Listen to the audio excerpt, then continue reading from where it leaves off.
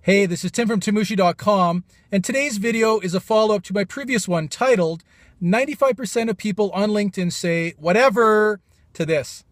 I had some tremendous correspondence with the members of my community about people who I sent a thank you note to after connecting on a LinkedIn. The majority of them don't reply, and I'm quite fascinated by that.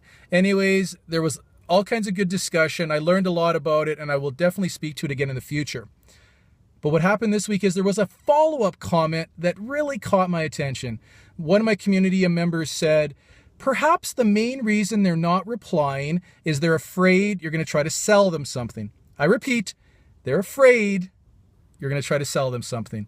Let's really think about that for a minute.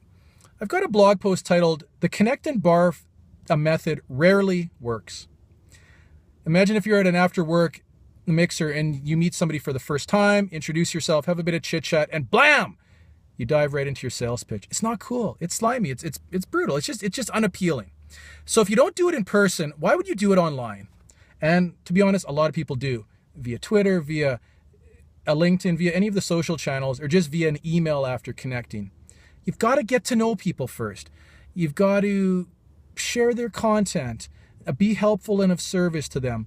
Connect them with other cool people, get to know them, and then over time, if you see there's a fit, certainly you can discuss your product services and see if there's an opportunity to do some a business in the future. Perhaps you could even partner on some projects together, but none of that is going to happen if you dive right into a sales pitch after first being introduced to them.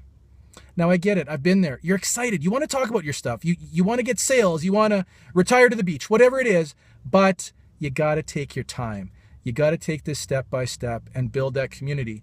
And if you've got a really good rapport with people and they feel good about you, they'll support you. They'll be there for you. Trust me on that.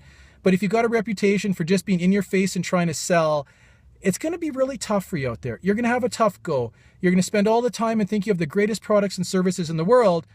But if people don't dig what you're selling, then you're out. And a lot of that just comes from being a good community member and connection to them. So keep that in mind the next time you're socializing in person, online, networking, sending follow-up emails, sending greetings on social media. Just be as a non-salesy as possible. The time will come to sell, and you'll know when the time is right. But you've got to put in your due diligence. You've got to put in your time getting to know your community and being of service to them. I'll link to the Connect and Barf blog post below. I'll also connect you to the previous blog post about why people are unresponsive online. If you want to subscribe to my YouTube channel, you can certainly do that from the link below. As well, if you're interested in joining the community, hop on over to timmushey.com, enter your first name and email address. You won't ever miss an update again. As well, you'll receive 26 free tips on kickstarting your social networking and personal branding. Until next time, thanks for joining us.